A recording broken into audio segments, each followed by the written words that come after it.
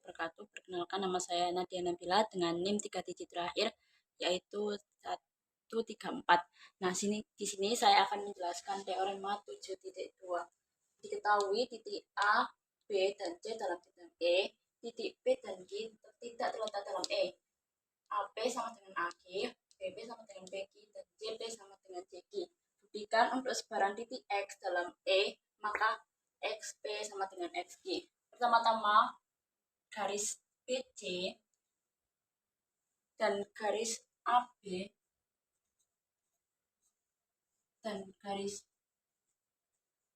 AB terletak berjarak sama antara P dan G.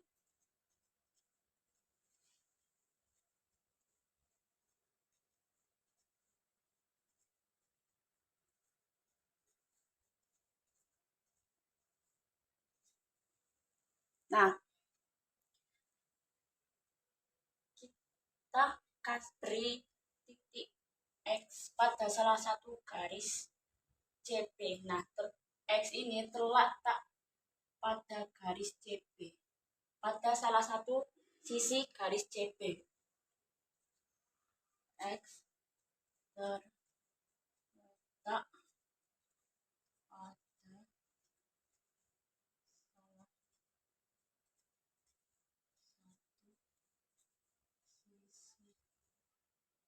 garis BC. Nah, setelah itu, kenapa X terletak pada salah satu sisi garis BC? Nah, itu karena teorema 7.1. Karena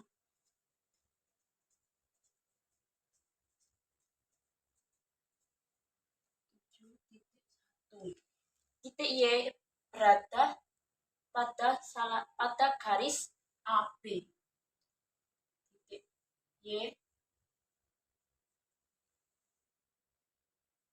Y terletak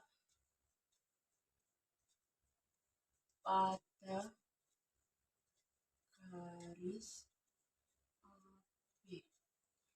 Nah, berdasarkan postulat pembagian bidang yang menyatakan bahwa garis XY memotong garis CB di suatu titik. Nah, garis XY memotong garis CB.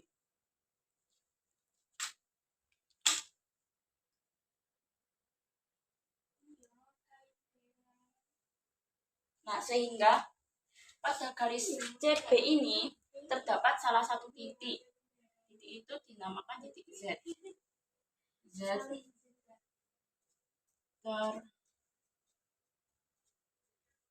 pada garis BC. Nah, setelah itu, karena Z berada pada garis BC, maka ZG, QZ sama dengan QP.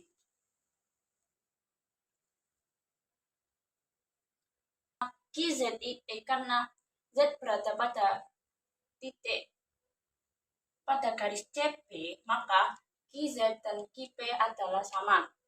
Nah, menurut teorema 7.1, setiap titik pada garis YZ berjarak sama antara P dan Q. Karena X terletak pada garis BC, garis YZ, maka teorema 7.2 terbukti.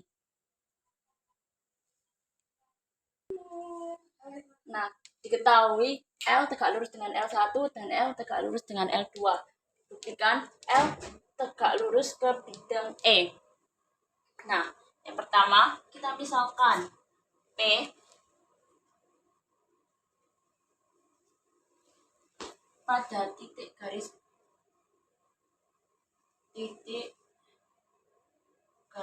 L dan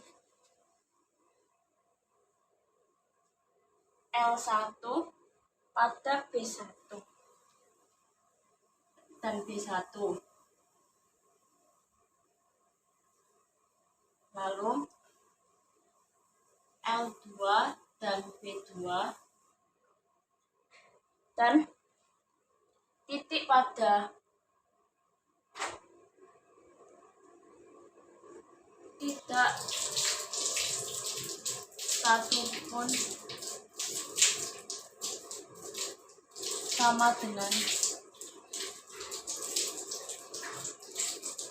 A. Nah, ini alasannya karena postulat penggaris.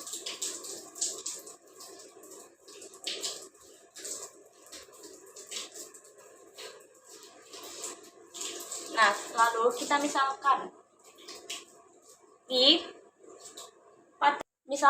Q pada sinar garis pada sinar lawan dari garis AP. Misal Q pada sinar lawan garis AP. Sehingga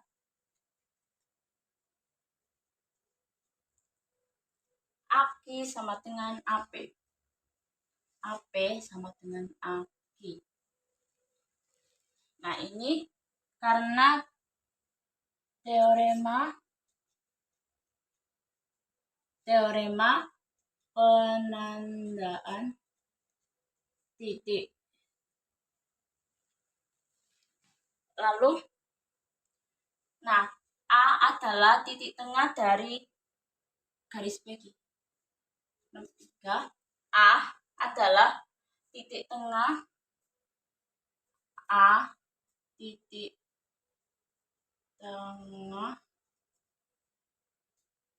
garis APQ.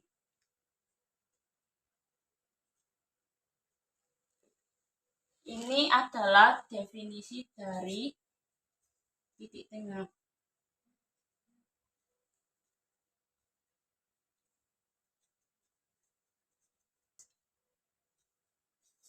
Nah, dari garis bintangnya ditentukan dari L dan L1, maka L1 adalah garis sumbu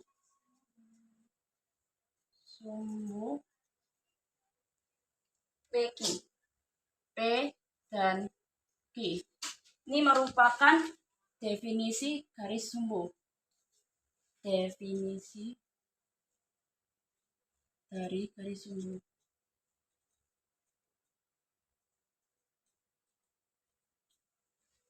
Setelah itu B1 berjarak dari P dan Q. B1 berjarak sama dari P dan Q. Alasannya karena teorema dari garis sumbu.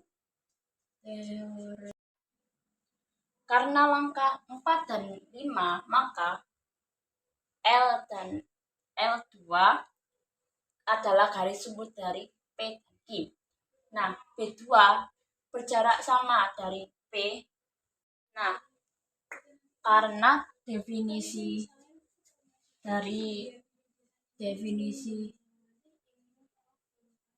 ketegak lurusan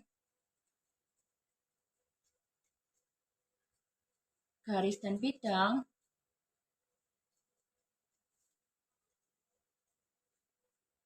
lalu sebab L berada pada bidang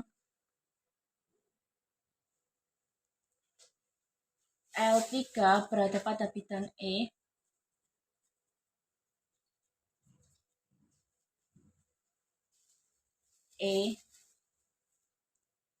yang melalui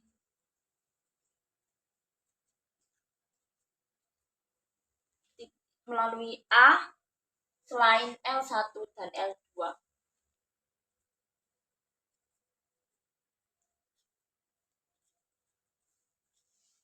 Maka L3 tegak lurus dengan L, maka L tegak lurus dengan E.